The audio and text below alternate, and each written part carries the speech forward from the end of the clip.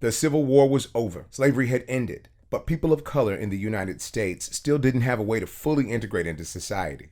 Initially, Union generals and Baptist ministers proposed to give those newly freed men 40 acres and a mule. But the proposal never went anywhere. Religious leaders in the African Methodist Episcopal Church saw that one way out and up was through education. In 1866, these leaders established Brown Theological Seminary in Live Oak, Florida. That school later became Edward Waters College.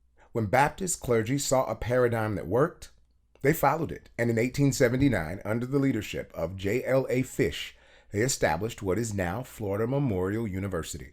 The school had an initial mission to educate clergy and their children.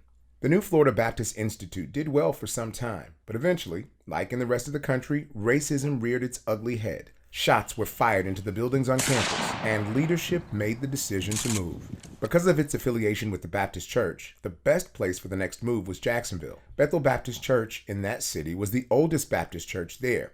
It was once a mixed-race congregation, if you can call it mixed race, since the 2 black members were owned by the 4 white members that started the church.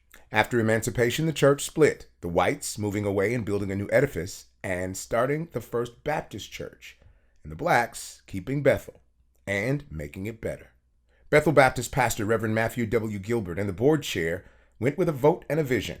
Bethel Baptist became Bethel Baptist Institutional Church, housing the Institute in its basement. A version of the school, known as the Florida Baptist Academy, continued to operate in Live Oak. While the Institute was in Jacksonville, its president, Nathan White Collier, recruited John Rosamond Johnson to the academy. Now, John Rosamond was the brother of James Weldon Johnson, an internationally acclaimed academic and at one point secretary of the NAACP. While at the school, he took the words of a poem his brother wrote to celebrate the birthday of former President Abraham Lincoln and put them to music. The song was first performed by a joint choir of students at Stanton High School, where James Weldon Johnson was principal, and collegiate learners at Florida Baptist Institute. The song was called Lift Every Voice and Sing. Lift every voice and sing, till heaven ring. It later became the Negro National Anthem. So the space you're looking at behind me is the home of Bethel Baptist Institutional Church. It became the home of Florida Memorial University in Jacksonville once they moved away from Live Oak.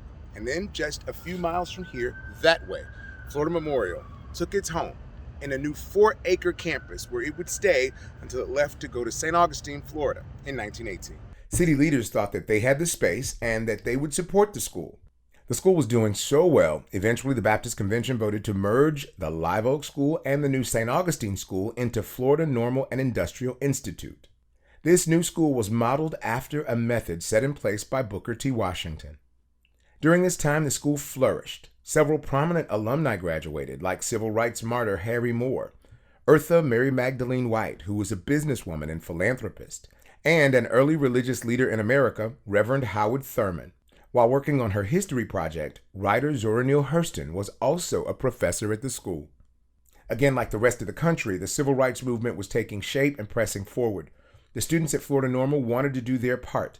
Even though the school had banned protest, the students continued to get involved and the leadership had to acquiesce. In fact, Dr. Martin Luther King Jr. visited the school in 1964. Many believe that the work of this educational community, as well as those like it around the country, pushed to force the President of the United States, Lyndon Baines Johnson, to sign the Civil Rights Act of 1965.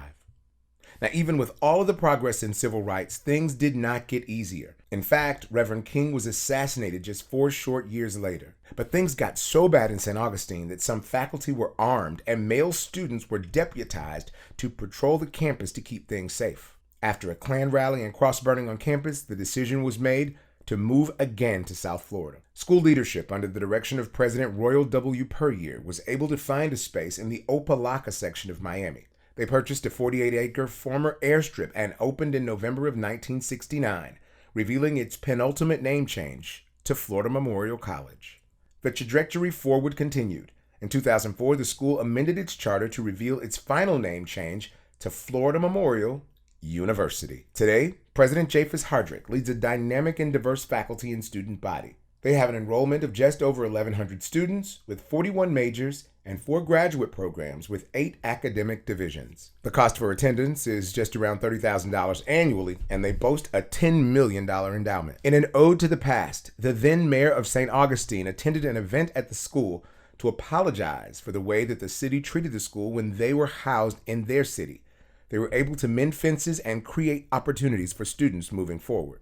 While the location of Florida Memorial has changed several times and the mission has evolved, they are still focused and committed to provide access and opportunity for students of color to be productive members of society. For the Jackson State University College of Education and Human Development, I'm Rockman Johnson.